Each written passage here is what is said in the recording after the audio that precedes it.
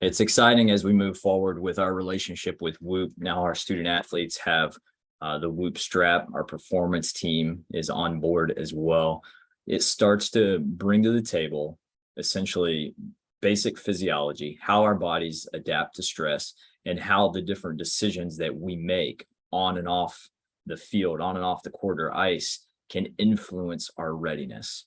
You know, the Whoop device gives us a tremendous amount of information, metrics on the app that talk a lot about these things: strain score, recovery score, sleep metrics, heart rate variability. And we're going to dig deep into each one of these as we move forward. But the very first thing that we're going to start with is basic adaptation. Okay, so across our Whoop device, we will have a general setup here, and we kind of talked about that briefly in the onboarding. Different metrics will come up here based upon what we have with our daily activity, our daily sleep. Now, the premise behind all these different metrics, whether it's strain, whether it's recovery, is what we call adaptation. Okay, this is a classical just a classic image from some of Hans Selye's work when we talk about just general adaptation syndrome and how we as organisms, not just simply athletes, but us as living, breathing biological organisms, adapt and change to a stressor that's placed upon us. So essentially in the red, any stress, regardless if it's physical, mental, if it's on the field, if it's off the field, any stress that's applied to us is going to cause a small change or negative change compared to where I was initially. Okay, so think about the hardest training session you've ever had, or even the lightest training session you've ever had. Following it, you may have a little fatigue. You may realize that you need to add some nutrition, some recovery. But that small strain, that stress that was applied, caused a reduction in overall baseline performance. Now, moving to the orange.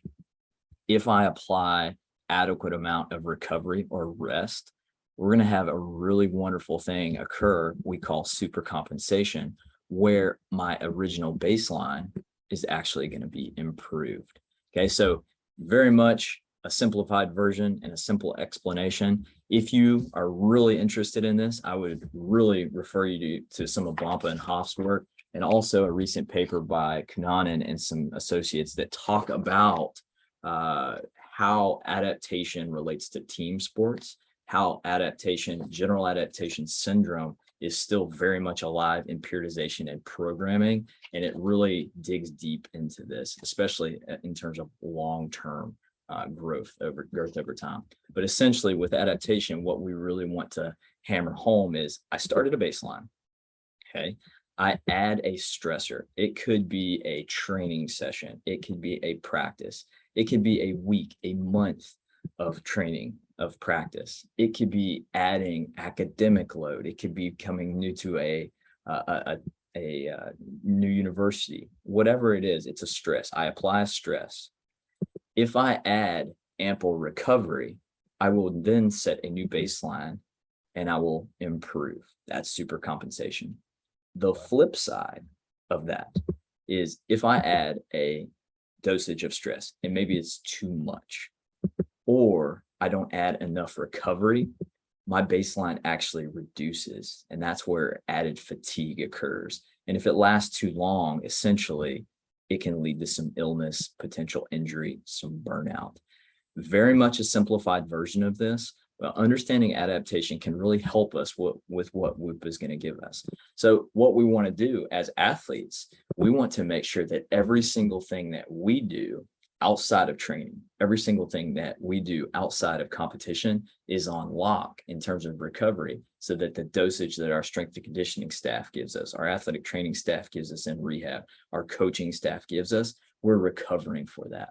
And that leads us to the next thing. The neat thing about our coaches here is they meticulously plan out what they're doing. And this is just example data for this example purpose. But this is an annual plan. Our strength and conditioning staff, our coaching staffs use annual plans to map out an entire year or even a 4-year, 5-year cycle for you, the athlete. And they're thinking about, when do we need to dose? When do we need to pull back?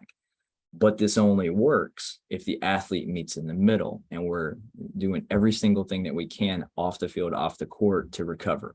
Now, that doesn't not mean that we can't be people. That doesn't mean we can't have a social life. It just means that we need to make positive decisions many more times than we make negative decisions, or we carefully decide on when and how we behave in certain ways.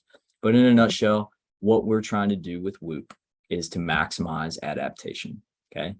I mentioned the annual plan a second ago. The annual plan takes care of these middle aspects here: the physical, think about the weight room; the technical, on the field, your sports skill; the tactical, that's kind of the X's and O's, the scheme behind your game. And then the mental piece is all about the headspace. When we're thinking about Whoop, and we're thinking about just every single thing that we can to get a performance gain off the field, off the court, off the ice, whatever it may be, we're really focusing on this foundation here. It's basically a dashboard to talk to us about how healthy we are. Every single decision that we can make that puts health at the forefront is going to lay down a really thick and wide foundation for us. Then when our coaching staff and our support staff gives us dosage of stress up here, we can really adapt positively, and we can work toward high performance, just consistently being excellent. Okay.